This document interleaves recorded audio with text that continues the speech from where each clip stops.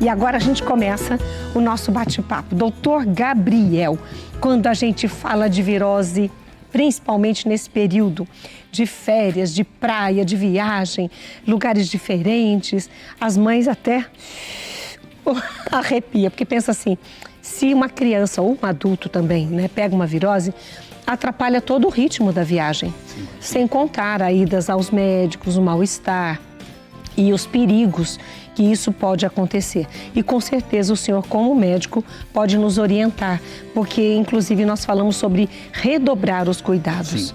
Os cuidados normais, vamos começar por eles, doutor? Quais são os cuidados normais que toda mãe deve ter com a criança, principalmente porque a criança está em tudo quanto é lugar e pega em tudo? Excelente temática, Rita. É importante lembrar que o precursor do cuidado para qualquer doença é o acompanhamento rotineiro com o pediatra. A gente costuma falar muito sobre recém-nascidos e crianças lactentes e é muito óbvio que a visita ao pediatra deva ser recorrente nesse período. Mas crianças mais velhas também precisam acompanhar com medida de peso, medida de altura, para ser diagnosticado precocemente qualquer problema do sistema imunológico. Além disso, é muito importante manter o calendário vacinal muito completo, com todas as indicações para vacinas, considerando patologias que a criança possa ter ou não. Isto feito, já é um primeiro grande passo para o enfrentamento de qualquer doença que venha ocorrer nesse período da criança. A escola, sem dúvida, é um primeiro fator de exposição coletiva a vírus de diversas espécies, mas as viagens, em particular, podem trazer contato com vírus que não são habituais, ou para as nossas imunizações, ou para os nossos contatos diários. E é importante lembrar também que os vírus eles têm uma característica muito peculiar. Eles não se reproduzem sem a presença das células do nosso corpo. E eles têm o que a gente chama na medicina de tropismo, que é a seleção de um local para se reproduzir. Eu explico isso melhor. Tá. A hepatite, por exemplo, é um grupo de vírus, as hepatites virais são grupos de vírus que têm uma predileção pelo fígado para se reproduzir. Os enterovírus, o intestino e assim por diante. Mas não é incomum os vírus trocarem de lugares aonde eles acometem os sintomas. E no passado, quando a gente tinha esse quadro frusto de febre, dor de barriga, dor de garganta, o médico falava que era uma virose e as pessoas se contentavam com esse diagnóstico sabendo que não era preciso, às vezes, uma intervenção maior. A pandemia mudou um pouquinho isso, porque hoje nós queremos saber qual que é o nome desse vírus. Em parte porque podemos ter imunização para eles, em parte que podemos ter tratamentos específicos e em parte porque nós temos medo hoje de alguns tipos de vírus, né? O Covid é um deles, a H1N1 é outro, o próprio vírus da dengue é outro. Então, os primeiros cuidados começam com as visitas regulares aos médicos, cuidando da nossa saúde para ter um sistema imunológico. E o segundo maior cuidado agora frente às exposições é a precaução. Sem sombra de dúvida, a precaução. Com o quê? Principalmente água, alimentos crus, verduras e ambientes que possam estar contaminados com lixo e alguma coisa do tipo.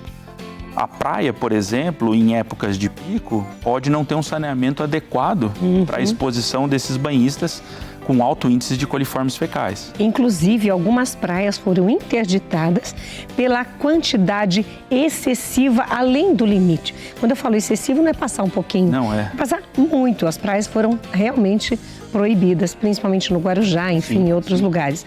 Mas esse cuidado, e as crianças vão para a água, elas querem brincar, e aí acaba, a onda vem, acaba engolindo aquela água. Quer dizer, isso é que vai levar para dentro esse vírus. Exato. E uma quantidade grande desse vírus. Como eu falei, a simples exposição não é o problema. Mas a exposição em grandes quantidades de vírus podem fazer com que o nosso sistema imunológico não seja suficiente.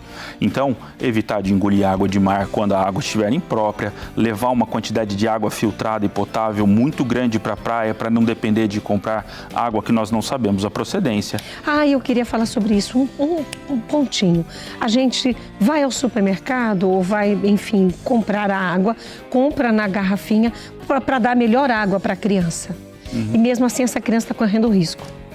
Em algumas situações, nós sabemos que o preenchimento desses galões de água pode não ser adequado. Aqueles galões de virar, né? Exato. Ainda mais que eram as garrafas. Porque os selos podem ser facilmente manipulados e uma série de coisas. Independentemente disso, um procedimento bastante saudável, caso não haja um filtro com manutenções feitas, é ferver e resfriar a água. Isso já é bastante suficiente para eliminar uma grande quantidade de vírus e nós temos acesso a uma água muito boa. No caso da fervura desta água, por quanto tempo deve ficar fervendo e depois deixar esfriar? O ideal é que você mantenha ponto de ebulição por até 15 minutos e depois deixe resfriar a uma temperatura ambiente, podendo colocar, logo que ela resfriar um pouco, já coloca na geladeira para ela ficar numa temperatura agradável. Isso elimina os vírus? Sim, isso é bastante suficiente para eliminar a grande quantidade de vírus. É claro que quando você tem à disposição um filtro, você além de uma fervura e desnaturar as proteínas dos vírus, você pode fazer uma remoção mecânica de eventuais detritos que são microscópicos e possam ter incrustado ali uma quantidade de vírus. Então, a filtração também é bastante ideal, além da fervura. Existem algumas substâncias e a mais fácil acesso é a cândida, né, o cloro, para você colocar o hipoclorito na água e manter uma água aí boa para utilização de cocção ou descontaminação de alimentos. Já não é o procedimento que nós falamos aqui de fervura. Essa é uma água para a gente consumir e se manter hidratado. Agora, quando a gente vai para a parte já de preparo de alimentos, nós não precisamos ferver a água, mas é ideal que a gente tenha uma água de qualidade, e geralmente a gente usa água de torneira, mas que a gente trate ela com um pouquinho de hipoclorito, para que ela fique adequada para lavar os alimentos crus, como saladas, ou o preparo de alimentos com que vão água. E olha, o assunto é sério e nós queremos a sua companhia. Então nós vamos para um rápido intervalo, tomamos um copo d'água e voltamos já. E agora a gente continua aqui ainda na sala do Mulher.com, conversando com o doutor Gabriel Franceschi Marchiori. Ele é patologista clínico e hoje a gente está falando aí sobre essas viroses que pegam as crianças e aí desestrutura passeio, família, trabalho de mãe, de pai que ainda estão trabalhando, não saíram de férias. Tem que contar com rede de apoio, vovô, vovó, fica todo mundo de cabelo em pé. Então vamos evitar estas viroses. E nós encerramos falando no bloco anterior sobre a qualidade da água. Então, cuidado ao comprar a água, não comprar em ambulantes, aqueles galões que você não sabe a procedência, né? Pessoal, é só pegar, porque você chega numa cidade que você não conhece, você não vai saber qual é o melhor local. Então, ter cuidado com isso, mesmo assim, se possível, ferver e ainda filtrar. Sim. Esse cuidado com a água ele é extensivo a todos os alimentos que nós vamos consumir, principalmente de ambulantes, né? Então, a comida na praia, de preferência, ela com bastante cocção, não crua, evitar locais que nós não temos acesso aonde esse material, essa comida foi preparada e assim por diante. Mas uma vez contraído esse alimento e uma vez começando os sinais de virose, é importante que a gente conheça os sinais de alerta que uma infecção dessa pode dar.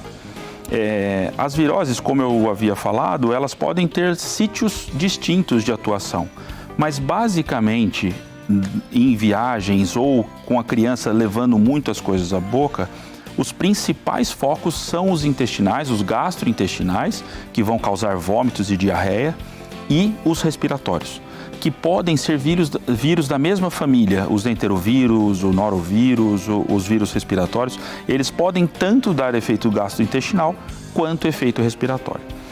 E é imprescindível que nós tenhamos conhecimento de aonde que é o ponto de virada de uma situação em que podemos controlar em casa e quando que devemos levar ao médico. É muito importante essa distinção. Em criança, particularmente, o ponto crucial são dois. Os pontos cruciais são dois. A criança não consegue ingerir líquido ou alimento sem vomitar após. Ou não cessam os episódios de diarreia e ela não consegue suplementar com líquido suficiente para que ela não tenha ali um quadro mais grave.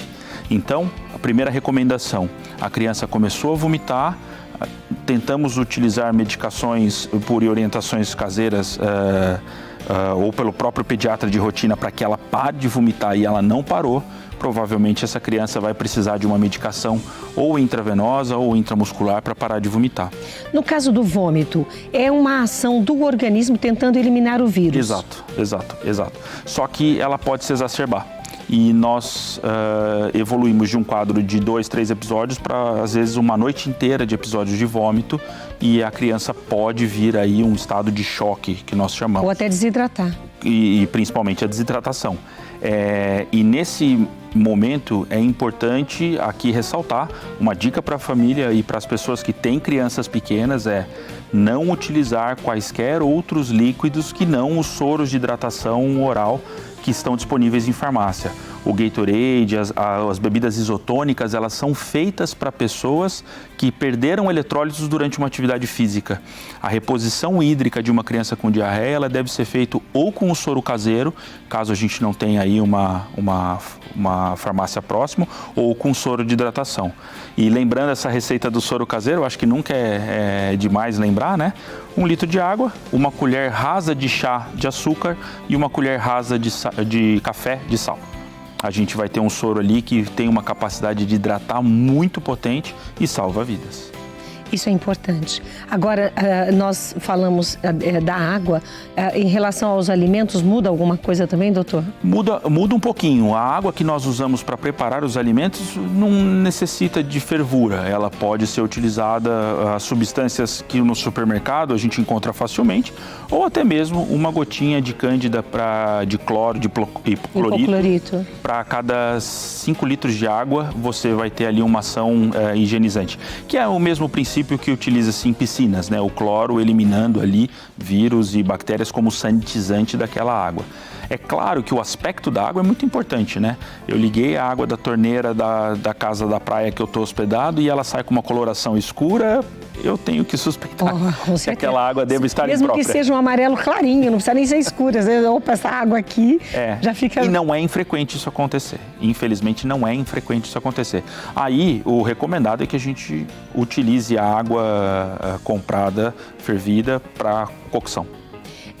E tem muitas vezes a própria prefeitura, o sistema de saneamento do município colocam muito cloro quando eles percebem, né, que a água não foi purificada adequadamente pelo volume de necessidade daquele município. Eles colocam muito cloro. Quando abre também a torneira está muito branca, é porque aquela água está precisando de um cuidado a mais, eles colocaram cloro a mais. Exato. Infelizmente, esse primeiro ponto realmente são os engenheiros que vão nos ajudar e não tanto os médicos, né? Agora, existem equívocos também. Por exemplo, a criança já teve virose antes, a mãe cuidou daquele jeitinho e ela fala, não, eu vou cuidar daquele jeitinho até chegar no ponto de virada para falar, olha, agora vai ter que ir para o hospital, não vai ter jeito. Sim. Tem alguns equívocos que os pais podem cometer e que isso vai ainda prejudicar a saúde dessa criança? Sim. Eu acho que existem 2 principais equívocos aqui. E o principal deles é o uso indiscriminado de antibióticos. Porque o próprio antibiótico, ele pode trazer uma piora do quadro por um efeito colateral dele. Nós temos no nosso sistema gastrointestinal uma flora que é composta de bactérias boas que ajudam a fazer a digestão dos nossos alimentos e mantém um balanço entre o que é flora e o que é entre o invasor. E quando nós utilizamos o antibiótico de maneira indiscriminada, nós podemos eliminar essa bactéria da flora, piorar o nosso sistema digestivo. Eliminar a bactéria boa e consequentemente, há uma piora do sistema de defesa gastrointestinal por um desbalanço da quantidade de substâncias que ali estão. Quando não muito, um efeito colateral mais grave, como uma alergia ou um outro problema como um sangramento intestinal que pode causar. A utilização de antibióticos inadequados para aquele tratamento e causar uma resistência, caso haja uma superposição com infecção bacteriana. Então, o uso indiscriminado de antibiótico é, sem sombra de dúvida, o maior deles. Não é porque sobrou do outro lá, ficou na caixinha de medicamento, não devemos utilizar. Eu vou dar esse de novo. Não fazer isso. Não deve ser feito isso, até mesmo porque cada antibiótico ele é específico para um grupo de bactérias e um sítio que deve ser tratado. O segundo ponto é assumir que aquela virose é a mesma que a outra pessoa teve. Como eu havia falado, né, os sítios eles são bastante específicos, como o enterovírus pelo intestino, os vírus sincicial pelo respiratório, porém nós podemos ter enterovírus causando infecções respiratórias. O meu filho teve uma internação grave numa UTI por uma bronquiolite com 50 dias de vida e foi por um enterovírus, que ele precisou ficar 10 dias entubado e com um cuidado intensivo. Então, às vezes a gente assume que aquela virose ela é do trato gastrointestinal e passa a relevar que ele possa trazer complicações do tipo encefalite, do tipo infecção respiratória e assim por diante. Então, a observação dos sinais de alerta da criança, temperatura, o estado da criança, se ela está ativa ou não, se ela parou de se alimentar, é um sinal muito importante, porque nós traduzimos que a gravidade da infecção é grande. Se apareceram manchas pelo corpo, se ela está tendo o que a gente chama de rash cutâneo, se a evacuação dela mudou de característica e além de diarreica ela parece apresentar sangue, se ela diminuiu a quantidade de xixi. Eu percebi que meu filho não foi ao banheiro nenhuma vez hoje e ele não foi à praia e não pediu para fazer xixi. Considere que essa criança pode estar desidratada. Esses sinais vão fazer com que nós percebamos o ponto de virada muito mais fácil do que assumir, é a mesma virose que o vizinho teve, ele vai ter diarreia por 2 dias e já ele está melhor. Então é importante ficar vigilante com esses sinais e sintomas. Quer dizer, não confie nos seus achismos, sim, vá ao médico. Procure uma opinião de um médico. De preferência um médico que conheça habitualmente a criança. Agora, numa situação de viagem, para ir ao pronto-socorro, é também uma escolha bastante difícil, porque se ela não tiver sinais de alerta o suficiente, eu posso expor essa criança a um grupo de pessoas doentes ali que vão estar no pronto-socorro. Então, já está com a saúde debilitada, exato, pode ficar mais vulnerável. Exato. Via de regra, o estado geral da criança é que vai ditar as ações que nós fazemos. O meu filho está realmente com febre e ele evacuando mais do que o normal, mas ele está conseguindo beber líquidos, não está vomitando, ele pede para brincar, para jogar uma bola. Eu preciso entender que aquilo é transitório. É claro, como eu falei, o sistema imunológico tem um papel muito importante, então eu não posso esgotar. Não vou deixar essa criança brincar ao sol, sofrer um cansaço exacerbado e assim por diante. Mas também é diferente daquela criança que está amuada, não pediu para comer nada, ela só quer ficar quietinha, deitada na cama. Nós disponibilizamos o site onde vão encontrar essas informações também disponíveis, saber um pouco mais do trabalho e sobre a patologia clínica de uma forma geral. Sim, né? Eu só queria trazer uma lembrança, né, que o tempo pós-pandemia trouxe uma abordagem diferente para os vírus. Hoje, graças a Deus, nós temos exames muito rápidos para fazer diagnóstico das viroses e direcionar o tratamento, né? Inclusive para direcionar a efetividade de vacina e se vacinas complementares devem ser feitas. Então, converse com o médico para saber a respeito desses exames e usá-los na hora correta. Perfeito. Doutor Gabriel Franceschi Marchiori, patologista clínico, esteve conosco hoje nos orientando e as dicas que a gente deu para as crianças vale também para os adultos, sim, vale para todos nós. Doutor, muito obrigado por sua presença. Eu que agradeço o convite. Obrigada, DMS. Obrigado.